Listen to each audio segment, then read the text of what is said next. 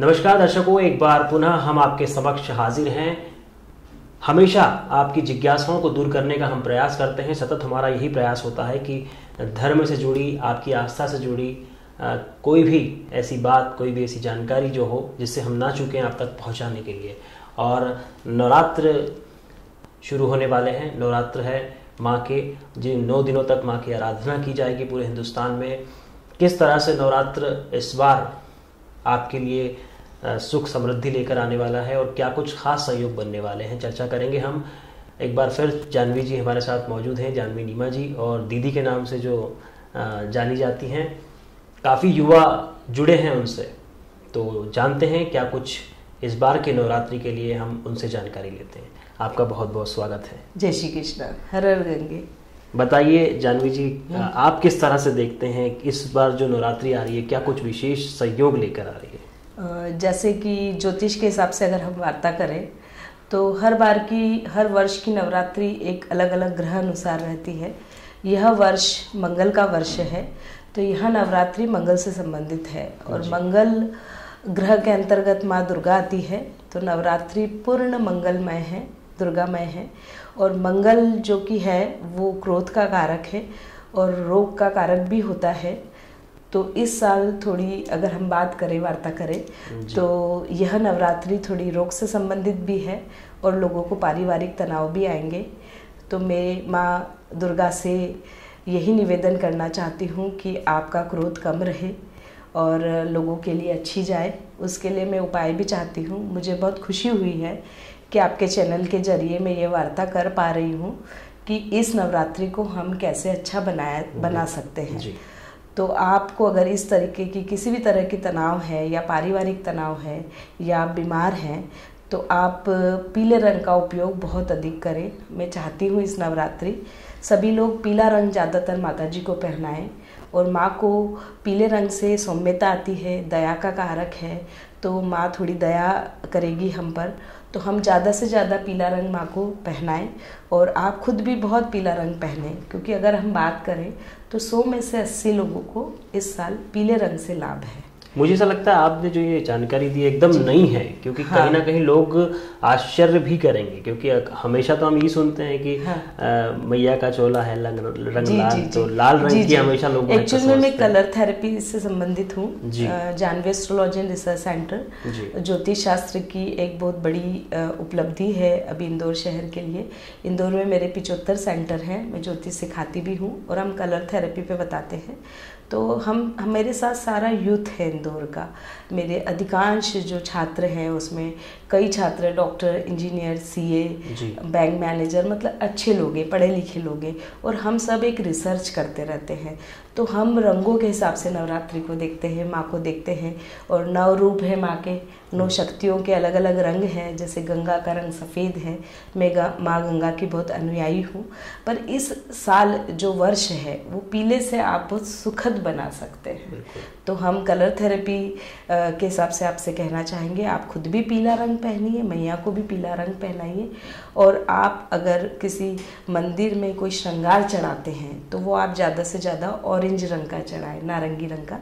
और 100 में से 80 लोगों को पीले रंग पहनने से लाभ है।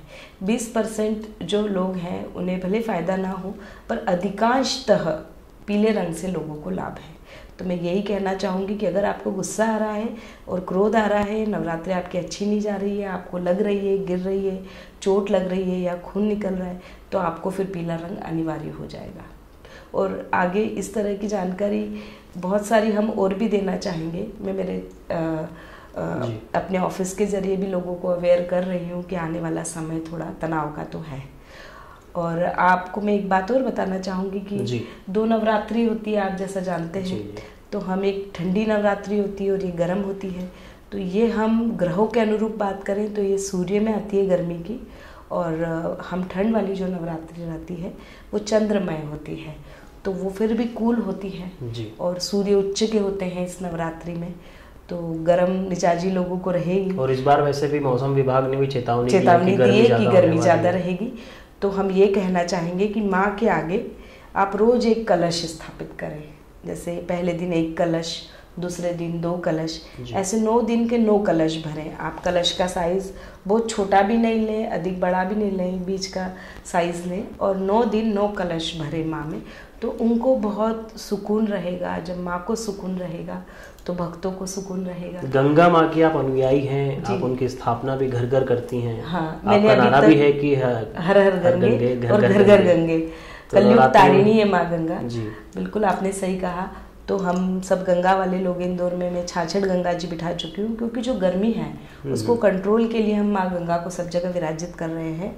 और जो हीट है और सूर्य उच्च के हैं और गर्मी में नवरात्रि है तो खूब गर्म रहेगा और पशुओं को पक्षियों को भी बहुत गर्मी की स्थिति रहेगी। तो हम जगह जगह गंगा जी स्थापित नहीं कर सकते हैं अभी, तो हम कलश के माध्यम से इस नवरात्रि को ठंडा करें और गंगामय करें।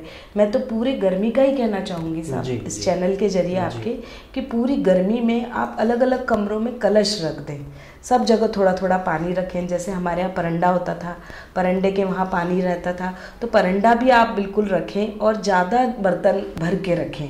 भले वो आपका इस्तेमाल कभी भी हो, पर आप जितना ठंडा घर में इतना सुकून इतनी शांति रहेगी। विशेष पात्र रखा जाए या फिर कोई सा भी पात्र आप स्टील के पात्र में भी रख सकते हैं। अभी आप देखते भी है कि आज के यूथ को कितना गुस्सा आ रहा है, कितना क्रोध आ रहा है, वो भोजन भी पूरा नहीं कर रहे हैं और गुस्से में भी रहते हैं। तो गंगा जी और ये जो ठंडा कर रहे हैं, हम कह रहे हैं कि हर एक कमरे का वातावरण भी, टेम्परेचर भी बहुत गर्म होगा। तो हम जगह जगह कलश स्थापित करके और उनको सुबह हम पीने में भी ले सकते हैं, पौधों में भी डाल सकते हैं और रोज बदलना भी है, रोज बदल के, और आप उसको रूम में छीट भी सकते हैं। नवरात्रि से अच्छा कोई अवसर नहीं होगा अगर अगर हम शुरुआत भी कर लें तो हम आखिरी तक भी ऐसा कर सकते हैं, पूरी गर्मी तक कर सकते हैं। क्योंकि जिस तरीके से इस बार ठंड बहुत अधिक पड़ी है, उस हिसाब से गर्मी भी बहुत पड़ेगी।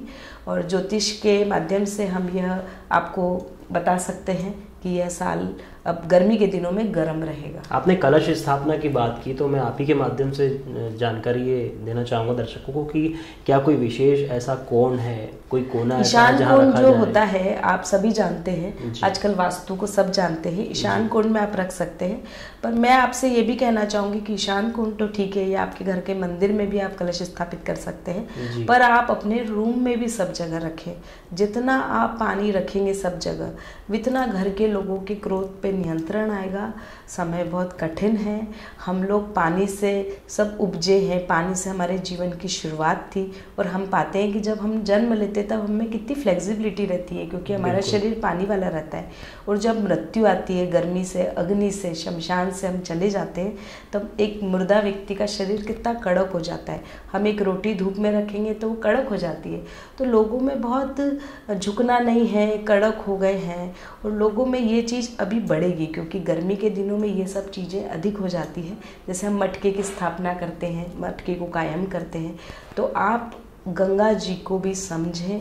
और जो हम गर्म की ओर जा रहे हैं पूरी दुनिया, आप सोचें मेट्रो की क्या स्थिति रहेगी गर्मी में। तो जगह जगह गंगा जी हम कायम नहीं कर सकते हैं, तो हम कलश स्थापित तो कर ही सकते हैं। शीतलता की ओर हमें जाना है। और सफ़ेद रंग का आप इस्तेमाल अपने सोने में, रात को हम ये भी कहेंगे कि पानी के 3 रंग हैं।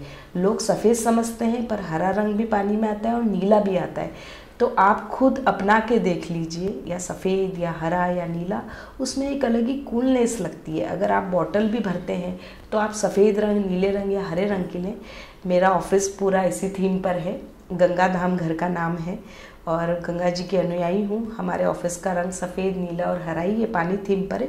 तो लोगों को आने के बाद यहाँ अलग ही मानसिक शांति मिलती है, एक सुकून मिलता है। आपसे साझा करते हैं लोग, शेयर करते हैं? बिल्कुल करते हैं, और लोग बहुत तनाव में हैं। तो हम यही चाहेंगे कि आप शांति के लिए और कूल कलर को अपनाएं और अपने जीवन को अच्छा बनाएं।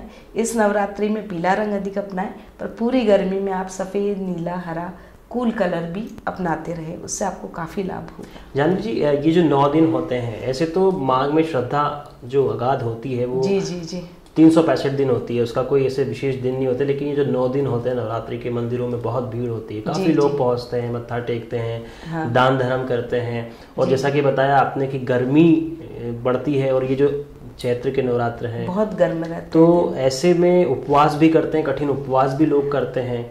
बिल्कुल सही है आपका। आस्था को तो हम किसी को चोट नहीं पहुंचाएंगे, लेकिन कितना सही हम इसको मानते हैं, किस तरह से लिया पुराने जाए। जो भी हमारे साइंस है, जो पुराने जो विद्वान रहे होंगे, उन्होंने भारत के लिए बहुत अच्छे अच्छे नियम बनाए हैं। वो लोग बहुत अपने विद्वानता के कारण आज भी हम उनको बहुत वो करते हैं कि जिन्होंने इतनी अच्छी चीज़ें बनाई। हमारे यहाँ मटका कायम होता है, परंडा होता है, हमारे यहाँ नीचे बैठ के खाना खाया जाता था। हम ठंडा हमारे लिए इसलिए ज़रूरी है कि हमारा देश वो है जहाँ रोज़ सूरज उगता है। तो आपका जो कहना है कि उपवास करना चंद्र को बढ़ाता है, हमारे शरीर के वाटर लेवल को बढ़ाता है। जैसे इसलिए नवरात्रि जो गर्म रहती है उसको वो ठंडा करता है, क्योंकि अधिकांशतः लोग फल फ्रूट खाते हैं, तो वो वाटर लेवल का कार्य करते हैं, वो ठंडक देते हैं बॉडी को। तो बहुत तार्किक और बहुत हिंदू धर्म की एक एक चीज़, एक एक धरोहर हम वेस्टर्नाइज होते जा रहे हैं, पर हमारे भारत की जो भी बातें हैं, जो भी ज्ञान है, वो ज्ञान गंगा ही है।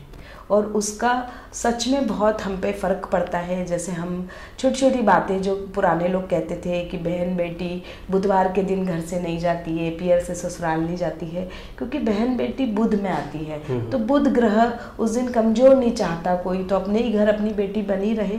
ऐसे अनेकों अनेक नियम हैं कि जो आपको उस वक्त लगेगा ये अंधविश्वास है, पर जब आजकल की पीढ़ी को लगता है, हमें यूथ को भी सिखाती हूँ, जब मेरे से ज्योतिष लोग सीखते हैं तो वो इन सब बातों को मान लेते हैं, क्योंकि हम उसको लॉजिक से जब जोड़ते हैं तो उनको मानना पड़ता है। तो आप अगर नवरात्रि कर रहे हैं, अगर आप उपवास कर रहे हैं, तो आप नारियल पानी खूब पिए और आप खूब फ्रूट्स लें, तो आपके लिए वो अच्छा रहेगा। नारियल पानी से भी शीतलता बढ़ती है। वो फ्रूट्स आप लेंगे तो वो हीट पूरी कम कर देता है। तो सब आयोजन है, और अपना जो संस्कार वाला भारत देश है वो इसी सब चीज़ों के लिए विदेशों में अपना नाम कमा रहा है, और हम विदेश का यहाँ पर सब अनुसरण कर रहे हैं। तो वो चीज़ें हम ध्यान रखें, क्योंकि आप देखिए गर्मी में लोग 2 बार स्नान करने लगते हैं। अब वेस्टर्न में जहाँ पर बहुत बर्फ़ है, वो लोग 2 बार स्नान थोड़ी करेंगे, वो तो ड्राई परफ्यूम मारा और मदर को कहते मम्मा ड्राई स्नान हो गया। पर हमको तो 2 बार नहाना ही है, और सर से नहाएं, वाटर लेवल बढ़ेगा। आप जितना पानी में रहेंगे, आप तरबूज लें, आप जितना फ्रूट्स पे रहेंगे आपके लिए इतना अच्छा रहता है। अन्न को नहीं लेके आप ठंडा, शीतल और फ्रूट्स को ज़्यादा लें।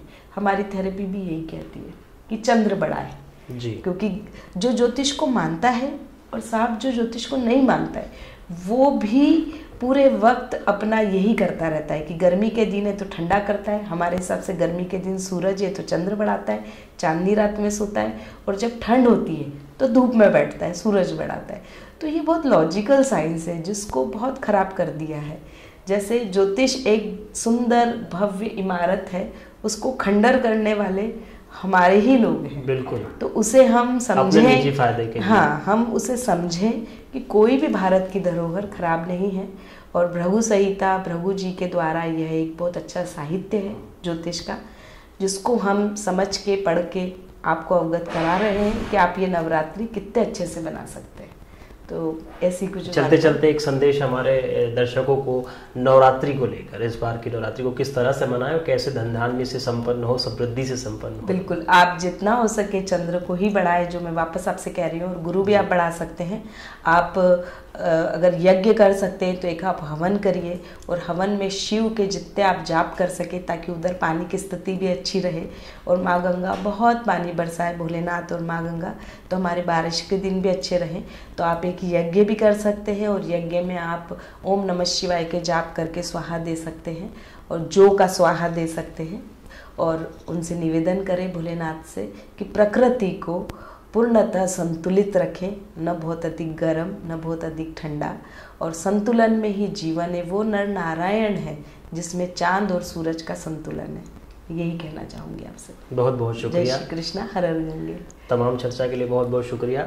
हमारे दर्शकों को निश्चित तौर पर ये संदेश जाता है कि आप संतुलन और शीतलता आपके जीवन में अगर बनाए रखते हैं तो निश्चित तौर पर सुख समृद्धि धन धन्य आप सभी से संपन्न होंगे और ये नवरात्रि आपके लिए इसी तरह सुख और समृद्धि लेकर आएगी। जिस तरह से जाह्नवी जी ने बताया, उसी तरह से पीले वस्त्रों का और पीले रंग का ज़्यादा से ज़्यादा उपयोग करें, पूजा में भी, माँ की आराधना में भी और अपने जीवन में भी। हम इसी तरह से आपकी धार्मिक जितनी भी भावनाएं हैं, आपके जितने भी प्रश्न हैं, आपके मन में जितने भी सवाल उठते हैं, सभी जिज्ञासाओं को दूर करने का लगातार प्रयास करते रहेंगे। फिलहाल इस खास मुलाकात पे इतना ही। दीजिए इजाज़त। नमस्कार। जय श्री कृष्ण।